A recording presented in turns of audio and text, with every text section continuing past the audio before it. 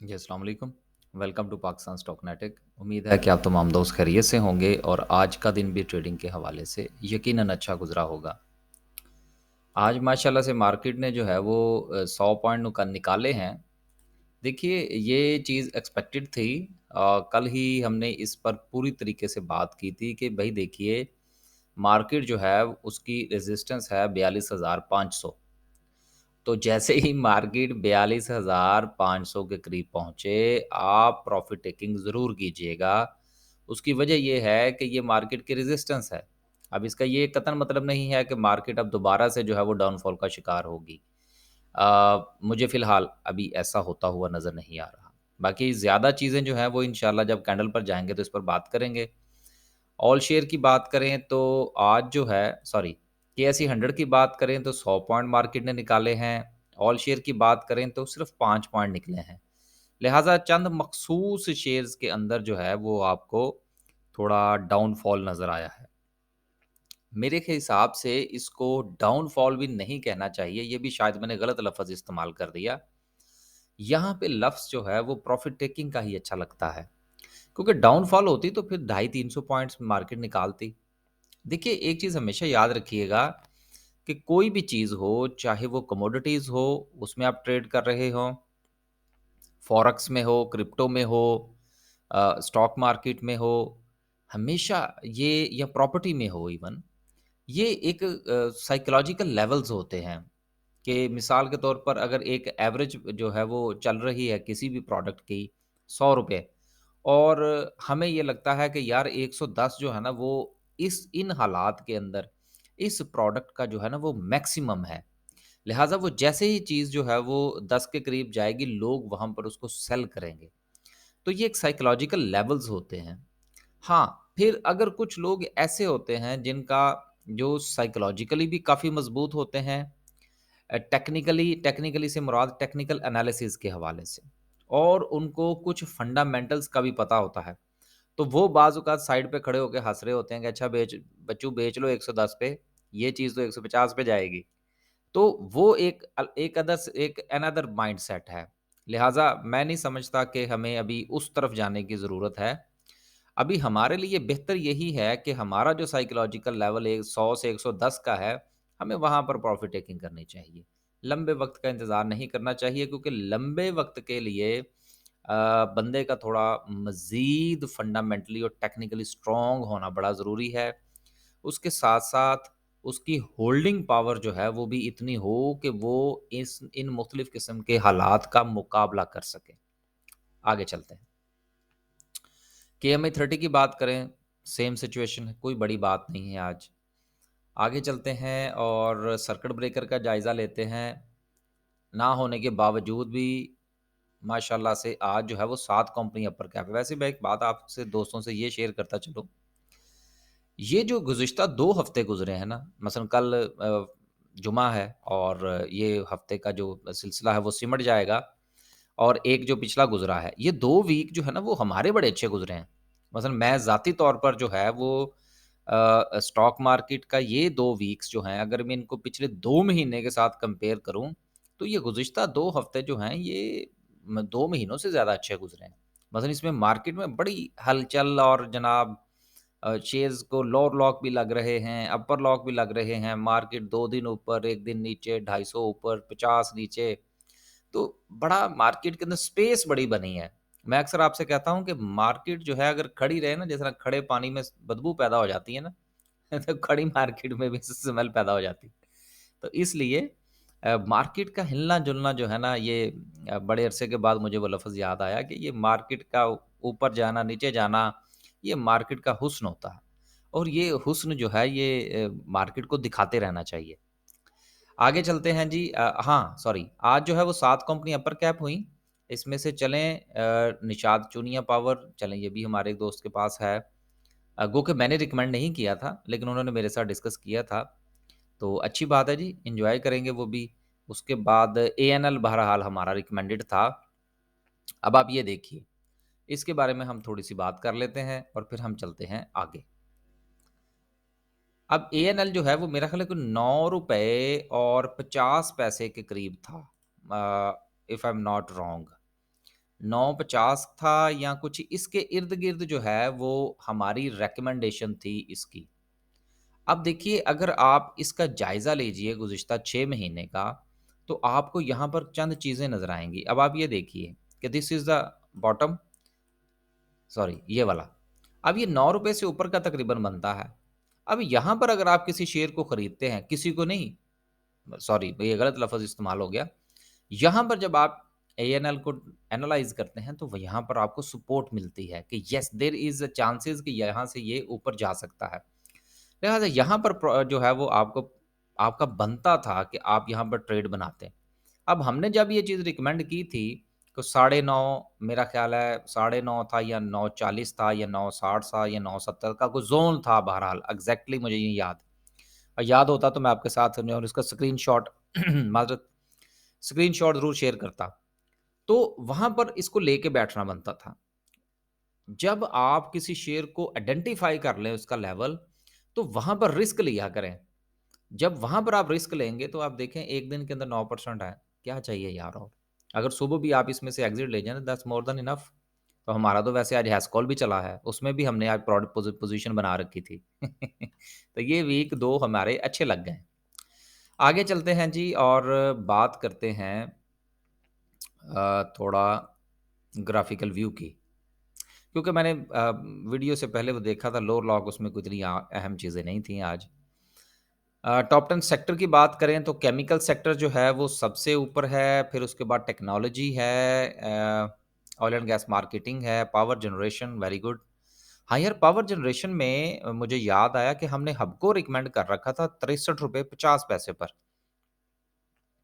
और आपको याद होगा मैंने आपके साथ भी शेयर किया था कि भाई हबको जो है ये दूसरी बार बात कर रहा हूँ, पहली बार तो जब इसको लोअर लॉक लगे थे ना, जब इसने दिया कुछ नहीं था, ये मैं उसकी बात नहीं कर रहा।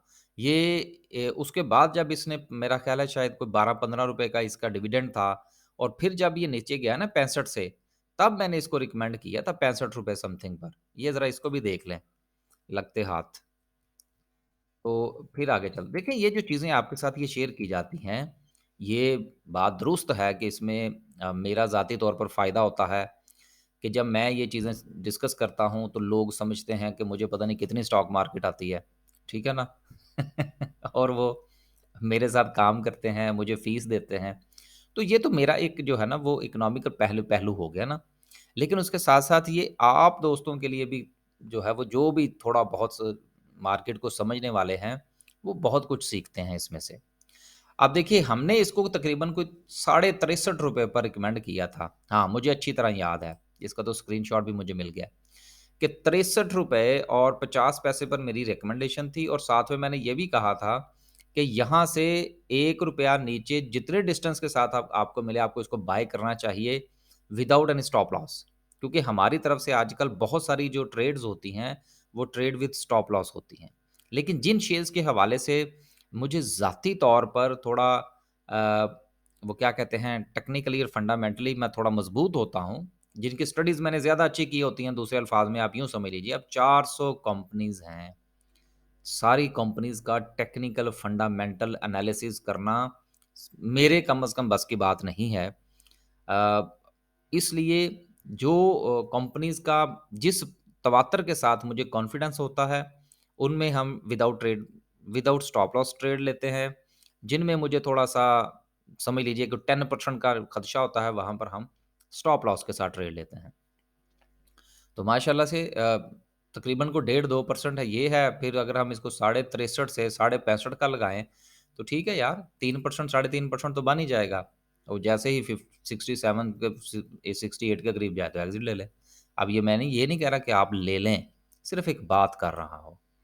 आगे चलते हैं जी और बात करते हैं आज की कैंडल की। अब देखिए कल जो था वो हम इसके ऊपर पूरा ज़ोर दे रहे थे कि यहाँ पर मैं ज़रा एक लाइन लगा लूँ, ताकि बात करने में थोड़ी-सी आसानी हो जाए। ये लेवल था और साथ में मैंने बाकायदा तौर पर एक लफ़्ज़ इस्तेमाल किया था और वो लफ़्ज़ ये था कि 42,500 का जो लेवल है, वो बहुत इम्पोर्टेंट लेवल है। अब देखिए एग्ज़ैक्टली देखिए मैं ये बार-बार आप दोस्तों से एक बात कहता हूँ कि यार जो लेवल्स होते हैं ना, इन लेवल्स को आप ज़रूर कंसीडर किया करें। ये लेवल ऐवें नहीं निकले होते। मतलब मैंने अगर ये लेवल निकाला था, आपके साथ डिस्कस किया था, तो वो ऐवें नहीं मैंने आपसे बस आँखें बंद करके कह दिया था कि जी यही लेवल है जी। नहीं यार, इसके पीछे कुछ न कुछ मुहर्रिकात जो है वो मौजूद होते हैं, जिनको हमें देखना होता है। अब क्या खूबसूरत अगर आप देखिए तो दोनों कैंडल्स का आप जायज़ा लीजिए। ऐसा सीखने को बहुत कम मिलता है। ये मैं आज इसके ऊपर इतना टाइम इसलिए लगा रहा हूँ, क्योंकि इस तरह की सिचुएशन बड़ी कम बनती है। अब वो ठीक है अगर मैं हेकेनाशी या इस किस्म के दूसरे जो इंडिकेटर्स हैं सॉरी हेकेनाशी जो कैंडल्स चार्ट है, वो इस्तेमाल करना शुरू कर दूँ या कुछ और कर दूँ तो वो तो नज़र आता रहेगा कुछ भी जो कुछ भी हो रहा है। लेकिन उसमें सीखने को कुछ नहीं मिलेगा।